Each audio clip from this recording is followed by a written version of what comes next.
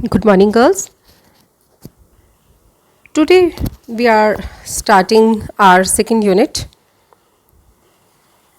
हमारे second unit के अंदर टेक्सोनॉमी के डिफरेंट फैमिलीज़ हैं. डाइकोटिलिडन्स फैमिली से हम स्टार्ट कर रहे हैं और सबसे पहली फैमिली है रेननकुलेसी. सामान्य नाम जो है इसका बटरकप फैमिली या इसे क्रोज फुट फैमिली भी कहते हैं. पिछले लेक्चर मैंने आपको बताया था कि मैं फैमिलीज़ जब स्टार्ट करूँगी तो साथ ही साथ हेडिंग्स में इसको पढ़ाऊँगी और साथ ही इसके ट्रांसक्रिप्टेड नोट्स भी आपको दे दूँगी. तो दोनों चीज़ें आप देख सकते हैं, डायग्राम्स भी आप देख सकते हैं उसके अंदर. सबसे पहले हम स्टार्ट करते हैं सिस्टमेटिक पोजीशन. सिस्टमेटिक पोजीशन में अगर हम देखें तो ये फैमिली जो है वो डिवीज़न एंजियोस्पर्मी में आती है. सब डिवीज़न है इसका डाइकोटिलिडनी. क्लास है इसकी पॉलीपेटली. सीरीज़ है थैलेमीफ्लोरी. ये नोट्स में सब लिखा हुआ है बट केवल अभी आपको बताने के लिए. ऑर्डर्स है रेनेल्स और फैमिली है रेननकुलेसी. सेकेंड हेडिंग है डिस्ट्रीब्यूशन. अराउंड 50 जेनरा और 2000 स्पीशीज़ इसकी रिपोर्ट हुई हैं. विश्व में नॉर्थ टेम्परेट जोन में ये बहुतायत से पाया जाता है. हमारे भारत के अंदर 20 जेनरा और अराउंड 154 स्पीशीज़ जनरली पर्वतीय क्षेत्रों में ये प्रेजेंट होती है. थर्ड लेते हैं हम इसका वेजिटेटिव कैरेक्टर्स.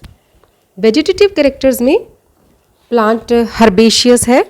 ये हर्ब्स जो है एनुअल भी हो सकती हैं, वार्षिक और बहुवार्षिक हो सकती हैं. लेकिन एक एग्जाम्पल आता है इसी में क्लेमैटिस. क्लेमैटिस जो है ये एक वुडी क्लाइंबर है जो कि प्रतानों की सहायता से पर चढ़ता है. इसी प्रकार से एग्जाम्पल है ज़ैंथोराइज़ा. ये ज़ैंथोराइज़ा एक श्रब है, झाड़ीनुमा होता है. इसी तरह से Ranunculus aquatilis as the species name indicates, जैसा कि इसकी स्पीशीज के नाम से पता चल रहा है, ये एक्वेटिक हर्ब है.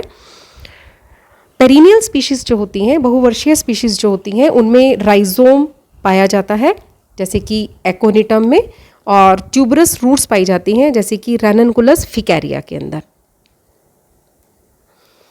वेस्कुलर बंडल्स जो है सामान्यतः ये डाइकोटिलिडनस फैमिलीज है. तो इसमें होना क्या चाहिए कि वेस्कुलर बंडल एक रिंग के अंदर प्रेजेंट होने चाहिए, परंतु यहाँ पर वेस्कुलर बंडल जो है वो स्कैटर्ड होते हैं जो हमें याद दिलाते हैं किसकी, मोनोकॉट स्टेम की. फॉर एग्जाम्पल ये होता है थैलिक्ट्रम में.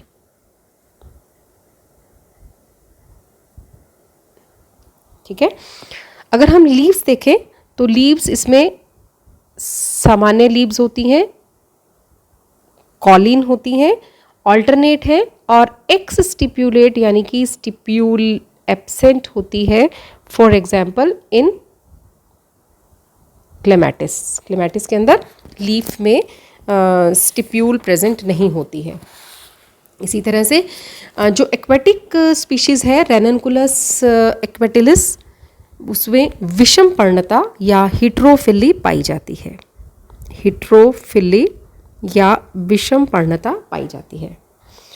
क्लेमैटिस एफाइला, क्लेमैटिस की जो एफाइला स्पीशीज़ है उसमें लीव्स मॉडिफाइड इनटू टेंड्रिल्स. पत्तियां जो हैं वो टेंड्रिल्स में या प्रतानों में रूपांतरित हो जाती हैं. और पत्तियों का जो कार्य है, पत्तियों का मुख्य कार्य क्या है, फोटोसिंथेसिस या प्रकाश संश्लेषण. और पत्तियों का जो मुख्य कार्य है वो स्टेम के द्वारा पूर्ण किया जाता है. इसके पश्चात नेक्स्ट आता है, ये हमारे वेजिटेटिव कैरेक्टर्स हो गए. आगे आते हैं फ्लोरल कैरेक्टर्स. फ्लोरल कैरेक्टर्स में सबसे पहले इन्फ्लोरेसेंस. इन्फ्लोरेसेंस जो है वो सॉलिटरी टर्मिनल पाया जाता है एनीमोन में. इसी तरह से एक्सिलरी पाया जाता है डेल्फिनियम में, और एकोनिटम में भी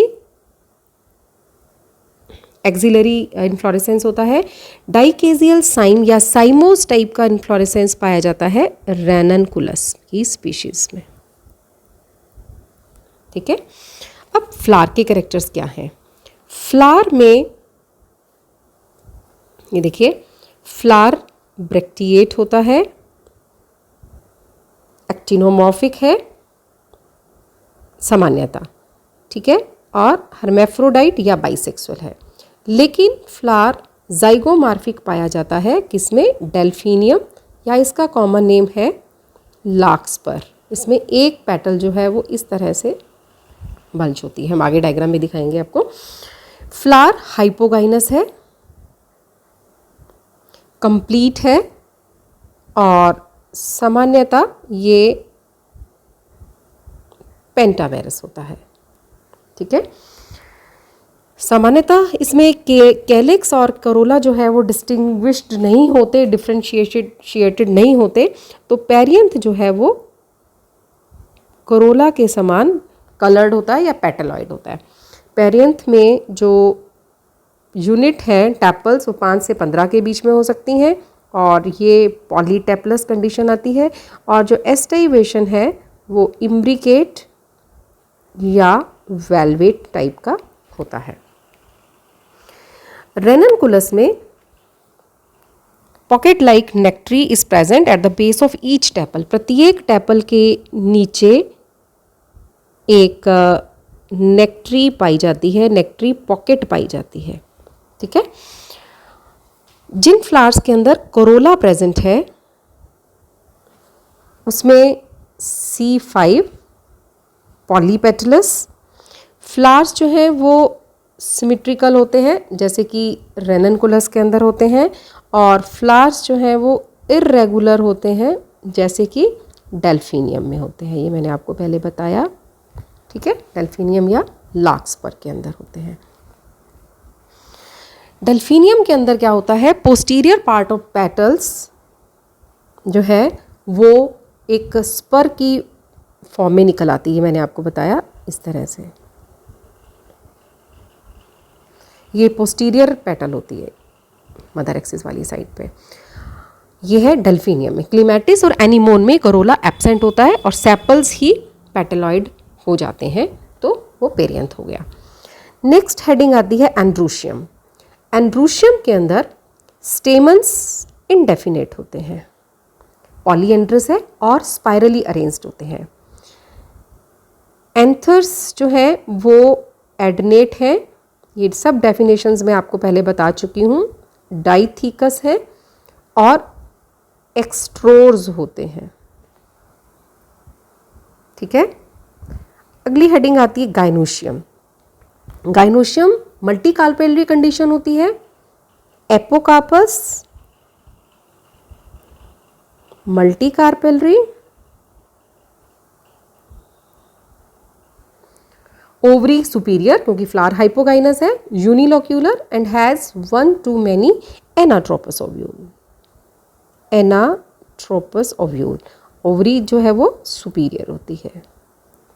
ठीक है, मार्जिनल प्लेसेंटेशन, ओवरी के अंदर मार्जिनल प्लेसेंटेशन पाया जाता है जैसे डेल्फिनियम में, और बेसल प्लेसेंटेशन जो है वो रेननकुलस में पाया जाता है। ठीक है, अब इसके बाद नेक्स्ट हेडिंग आती है फ्रूट एंड सीड। फ्रूट भी बहुत अलग अलग टाइप के होते हैं, जैसे एग्रीगेट फ्रूट्स होते हैं, जैसे इटेरियो ऑफ एकीन्स रेननकुलस में पाया जाता है, कैप्सूल नाइगेला में पाया जाता है, फॉलिकल। ठीक है, सीड्स छोटे, ऑयली और एंडोस्पर्मिक होते हैं, एंडोस्पर्म पाया जाता है, माइन्यूट स्ट्रेट एम्ब्रियो पाया जाता है। नाउ फ्लोरल फॉर्मूला क्या है और फ्लोरल डायग्राम। फ्लोरल डायग्राम आपको नोट्स में दिख जाएंगे, फ्लोरल फॉर्मूला मैं आपको बता देती हूँ। हम यहाँ पे रेननकुलस का लिख रहे हैं जिसमें ब्रेक्ट पाई जाती है, 2 ब्रेक्टियोल्स पाई जाती हैं, फ्लावर जो है एक्टिनोमॉर्फिक है, बाइसेक्सुअल है, K5 है, C5 है, एंड्रूशियम मैनी है और ये भी मैनी है। ये है रेननकुलस। देखिए, B R for bract, BRL for bracteole, this symbol is for actinomorphic, this symbol is for hermaphrodite या bisexual, K for calyx, C for corolla, A for androecium. यहाँ पे इनके नंबर दिए हैं, ये इंडेफिनिट का साइन है। और G फॉर गाइनोशियम में कार्पल्स बहुत सारे होते हैं। और ये नीचे जो सिंबल है ये लाइन का, ये शो करता है कि ओवरी सुपीरियर है। तो दो ये है रेननकुलेसी फैमिली के जनरल नॉर्मल कैरेक्टर्स, जिसमें हमने वेजिटेटिव कैरेक्टर्स भी पढ़े, फ्लोरल कैरेक्टर्स भी पढ़े, हमने फ्रूट एंड सीड के बारे में भी पढ़ा और फ्लोरल फार्मूला के बारे में भी पढ़ा। नाउ लास्ट आता है इसके अंदर इकोनॉमिक इम्पॉर्टेंस। इकोनॉमिकली ये फैमिली जो है ये बहुत सारे लार्ज नंबर ऑफ ऑर्नामेंटल्स या शोभाकारी पादपों को देती है, यानी कि इसके अंदर बहुत सारे सुंदरता के लिए उगाए जाने वाले फ्लावर्स होते हैं। The family provides a large number of ornamentals commonly grown in our gardens because of their pretty flowers, क्योंकि फ्लावर्स बहुत सुंदर होते हैं। ये देखिए, ये है delphinium, this is delphinium species, ठीक है। और ये देखिए कलरफुल, ये है रेननकुलस।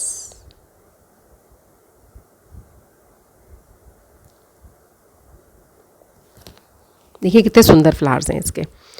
तो इस प्रकार से ये कलरफुल फ्लावर्स की वजह से बहुत सारे ऑर्नामेंटल प्लांट्स देती हैं। ऑर्नामेंटल प्लांट्स की लिस्ट मैं आपको प्रोवाइड कर दूंगी, जस्ट मैं नाम बोलती जाती हूँ। रेननकुलस रेपेंस, इसे हम बटरकप कहते हैं, Thalictrum alpinum, meadow rue, Clematis paniculata, virgin's bower, Anemone sylvestris, wind flower, Delphinium अजैकिस, larkspur, Aconitum napellus, aconite, Nigella damascena, love in a mist. ये ऑर्नामेंटल प्लांट्स हैं। मेडिसिनल प्लांट्स, इंपॉर्टेंट ड्रग्स मिलती हैं इनसे। एकोनिटम नपालिस, रूट्स से एकोनाइट निकलता है जो कि रूमेटिज्म या गठिया में काम में आता है, गठिया को क्योर करने में काम में आता है। कुछ स्पीशीज़ हैं क्लेमाटिस की, ये लेप्रोसी में की दवाई बनाने के काम में आती हैं। रेननकुलस आर्वेंसिस एंड रेननकुलस म्यूरिकेटस, इनका जो प्लांट का जूस है वो इंटरमिटेंट फीवर को क्योर करने के काम में आता है। Delphinium elatum cardiac and respiratory depressants के रूप में यूज़ होता है। एक इम्पॉर्टेंट कॉन्डिमेंट है इस फैमिली का, जो कि अचार में पिकल्स बनाने के काम में आता है। इम्पॉर्टेंट कॉन्डिमेंट नाइगेला सेटाइवा, इसके जो सीड्स हैं इन्हें हम ब्लैक क्यूमिन, काला जीरा या कलौंजी कहते हैं। इसके बिना अचार का स्वाद नहीं आता।